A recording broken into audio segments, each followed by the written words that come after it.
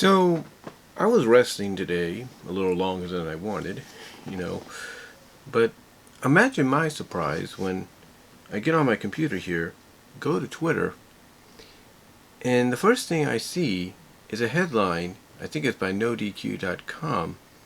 Well, actually, it was by Just Alex, actually, and NoDQ also talked about it. But notice my surprise when I heard that Tommy End, formerly Alister Black in WWE, showed up in AEW. Made his AEW debut tonight at Road Rage in Miami, the first road show in about a year, and is now being dubbed Malachi Black. And basically he's still, I guess, using the Black last name from Alister Black just in case he goes back. But yeah, he's now Malachi. And it looks like, based off, him showing up, is one, I guess they're going to try to present him as a heel. And two, he's taking the gimmick that he had in WWE and applying it here in AEW. The alarm's on, Brian. Okay. The alarm's on, so don't open anything and wait for it to turn on. Alright. Sorry about that. But yeah, he showed up here in AEW tonight, and it was a huge surprise. It was a huge surprise because nobody saw it coming. Nobody saw it coming.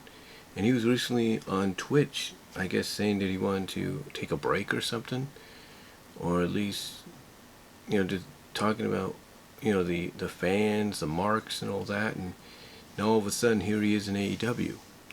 But what's interesting about this, though, is his 90-day complete clause, his 90-day non-complete clause, if you will, you would think had not expired, and this would be in violation of that. This would get him in a lot of legal trouble. Well, guess what? It's not what he did tonight, making his debut in AEW, was all legal. It was all fair game. Because apparently somebody at WWE screwed up when it came to, contractual renegotiations or updates.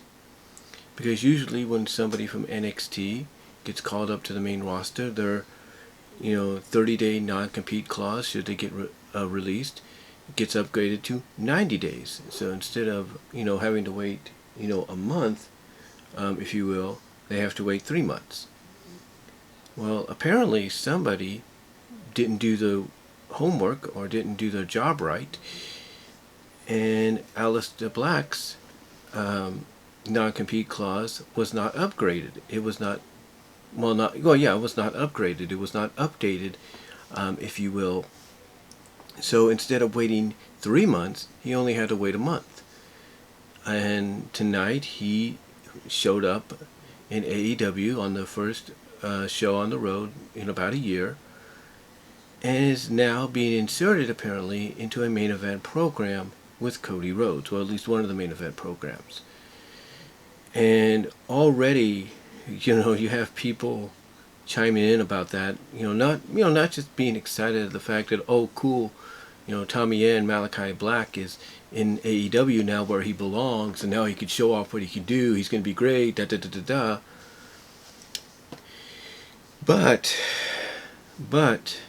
you also have people chiming in, some of the same people saying this is great and everything. He gets to show off what he can really do, what he's capable of. But now you also have those same kind of people, and if not other people, chiming in and going like, oh no, he's debuting and he's instantly being put into a feud with Cody Rhodes. This reeks of founder BS. And if you know who talks about basically, if you know who utilizes the word founder a lot when they're talking about wrestling, especially when it comes to people being brought in and then instantly being inserted into a feud or a rivalry with that founder, then you know who I'm talking about. But yeah, a lot of people, like I said, some of the same people that were thrilled he had shown up in AEW, where he's now able to do what he is capable of doing, if not more so, cut loose, if you will, some of those same people, along with other people, as I mentioned, are not thrilled at the realization that, oh, wait a minute, this means he's feuding with Cody Rhodes, though. That doesn't make sense. That doesn't seem right. And it's basically it's a mixed bag. It's a mixed reactional bag from a lot of folks. Like, again, some folks are happy he's there, but they're also realizing that, hey, we're happy he's here, but oh, wait a minute, he's going to be feuding with Cody Rhodes. This reeks of something similar to, a certain founder in a certain other organization they're currently partnered with. And of course, then you have the other people that are not happy he's there because they realize, oh, wait a minute, yeah, it's great they have him, but look who they're programming him with right off the bat. And I don't know. I don't know AEW's thinking. I don't know, what the mindset is when it comes to doing this. But apparently, to me, and I say this with all due respect to Cody, I think it's a bit of an ego trip, is what it is. It's a bit of an ego trip for him because what it seems to me, what Cody is doing, similar to Jeff Jarrett, who is the founder, certain people talk about, that had done similar stunts, if you will, with TNA, Impact Wrestling. I think what it is with Cody, just like with Jeff Jarrett, it was basically, Jarrett, what's the word I'm looking for? Wanted to prove on his own, even when he was in WCW and stuff, and in various other independents like WWA and all that, he wanted to prove on his own that he was just as good as some of the main event guys in WWE. Like, he was capable of being in a main event program with Austin. He was capable of being in a main event program with Triple H or The Rock and all that. And he wanted to prove that by facing off against the same kind of guys they faced off against and beat them. Cody here, basically, in the eyes of some people, wants to do the same thing. That to a lot of people that, realize, oh, this is just another way for, to push Cody to being bigger than what he, believes, bigger than, what, he believes himself to really be, or make himself bigger than what he really is. A lot of people notice that same thing with Cody here, that it's an ego trip. It's an ego trip to prove that, hey, I'm capable of being in the main event. I'm capable of beating the same guys that, Seth Rollins and Roman Reigns and Kevin Owens have beaten and all that. I'm capable of doing the same stuff. I'm capable of doing it. And this, to me, is something that I think Tony Khan needs to seriously take Cody aside and say, look, I didn't bring this person in just so you can feud with them and go over. No, I brought this person in because I want them to have the chance to show that they're capable of doing more than what they were limited to, or what they teased they were capable of doing, in your former employer, that being WWE. So to me, honestly, if I'm Tony Khan, I take him aside and say, look, I'm bringing him in. He's gonna go over, and that's it. End of story. I would just tell Cody that. It's not going to be even Steven. It's not going to be Cody beating him. It's going to be Cody losing to this guy, and that's it. They got to go that route, because if they don't, then again, it's just going to be people are going to keep making that comparison to Jarrett in the way he booked himself over talent that was brought in from WWE, that feuded with the main event guys. So from an ego standpoint, he could be like, see, I beat these guys too. I'm a main event guy, so we'll see. We'll see what happens and all that. We'll see what happens. One more thing I want to address from Road Rage tonight, even though I didn't watch all of it. Another thing I noticed, and I read this off of just Alex's Twitter, was America Top Team is now being brought in. Yeah. Now I know they probably did this to help promote the UFC pay-per-view this upcoming weekend with Conor McGregor and all that. With America's Top Team being there, but mostly Dan Lambert being there. And when I saw the highlight that AEW put up of Lambert basically shooting once again, or basically, how do I put it this way? Basically, lambashing wrestling once more. It's like, I see this, I'm like, wait a minute, America Top Team, Lambert basically shooting down, or basically bashing pro wrestling, basically bashing AEW by saying it sucks, basically speaking for some of the fans that feel the same way. And I'm looking at this and I'm like, really, AEW, you're gonna do what TNA and Impact did? Yeah, tell me something. Let me ask you, what good did that do them? Yeah, they had. I mean, okay. Here's the thing. Here's the difference between America Top Team being in Impact compared to here. Now, I can't say anything right now because it's just starting out. But when they were in Impact TNA, if you will, at least they had some credibility because they had Lashley on that team, and Lashley was the champ. And Lashley, every time you went up against somebody, including a Drew McIntyre when he was Drew Galloway there, he would dominate. He would dominate. He would win his matches, and that would basically be the justification Lambert had needed in storyline to prove that, hey, wrestling is a joke compared to actual fighting, actual MMA, mixed martial arts and stuff.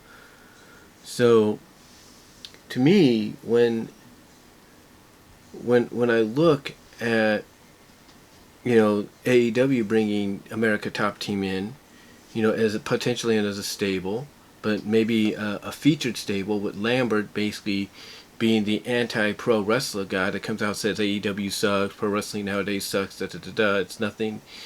And then potentially, I guess like TNA, getting an opportunity to prove that in the ring. Again, I have to ask the question, AEW, how did that help Impact Wrestling? How did that help TNA? Did that move the needle? Because I think the moment that TNA Impact Wrestling realized, yeah, this isn't working, that's when they turned Lashley face, turned him against America Top Team, and they got rid of America Top Team. So, I gotta ask Tony Khan this. Is this a one-time deal, or is this something that I guess you figure, hey, we're in the summer, we need a storyline that's going to, possibly, gain the interest of a lot of fans, because if we have this anti-pro wrestling fan coming out and speaking, I guess you could say, the truth about hardcore fans, about, marks and all that, shooting them down, is that going to, drive the needle up even more so than it has been before? I don't know. I don't think it will. But, I'm not Tony Khan, but Tony, I got to ask you again, how well did this help? How well did this help Impact Wrestling? How well did this help TNA? It didn't. The needle didn't push. The needle didn't, move up or anything like that. Instead, it remained the same. If anything, it basically caused any viewership they had to dwindle by a tiny bit. And is that what you really want? Is that what TNT really wants? I mean, I know TNT, Warner Media, has this kind of MMA show that comes on after AEW, very similar to what Impact has.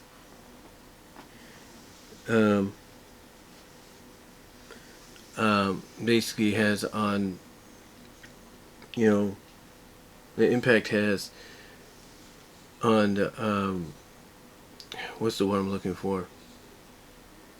Impact has, on Access, if you will, after their show. But again, you have to ask yourself, Tony, is this going to help in any way? Or is this just a one-time deal? I would like to know. Because you can't tell me that this isn't going to lead to something, because You're letting Dan Lambert come out of the front row into the ring, live mic on and everything, instead of cutting it off, and you're letting him shoot. And he takes a bump from Lance Hoyt. Or Lance Archer, I should say. From the Murder Hawk Lance Archer. He takes a bump. So, again, I gotta ask you the question. You know, is this a one-time deal? Or is this something you feel is going to help during the summer? Because I don't think it's going to help during the summer. I think it's just going to be something that, honestly, if you try to go with for a while, ain't going to help you at all. In fact, if anything, it's going to detract people from your product because you got somebody in there that, yeah, people would like to pay to see get the hell beat out of them. But really, you know, is this the best you can do? You got all these other factions out there. Do you really need a faction that maybe, I guess in storyline, will unite everybody? I don't think so. I don't think so. So, I don't know why they're going down this route. I mean, even MLW did it and it didn't work for them, so they got rid of it. So again, the question is, why attempt this? If you know it's not going to work, if you know that it didn't work out for two other promotions, one that you're currently partnered with, why even go down this route yourself? It doesn't make sense. It doesn't. But yeah, apparently America Top Team and Dan Lambert in AEW are at least working with them in a story where it's anti-pro wrestling against pro wrestling. So we'll see what they do, but hopefully it is a one-time deal and this is all we see of them. And if not, you know, I hope Tony Khan knows what he's doing. I really do. So, yeah, I just wanted to come on here and talk about those two AEW news items, if you will, those little moments coming out of AEW. And